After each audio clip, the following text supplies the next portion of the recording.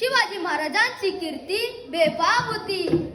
महाराजांची कीर्ती बेफाम, भल्या भल्यांना फुटला घाम. याला कोण घाललेली असतं दरबारी पुसती बेगम. बडी बेगम म्हणजे आदिलशाची आई बरं का. नजरेन तिच्या अंगार दरबार झालं गपगार. कुणी घेईन पुढाकार साऱ्याने मानली हार.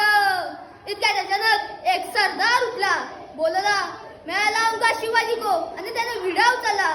नाव त्याचं अफजल खान. नाव त्याचं अफजल खान. जिथं जागतं जणू सैतान. खान बोलला छाती टोकून, शिवबाला टाकतो चिरतून. कौतिक झाले दरबाराचे, खान निघाला मोठ्या गुरमीत. त्याचं गोड तर पायदल, फौज फाटलंही बक्कल. अंगी हत्तीचं बळ, कापे नाला कापे चलचल.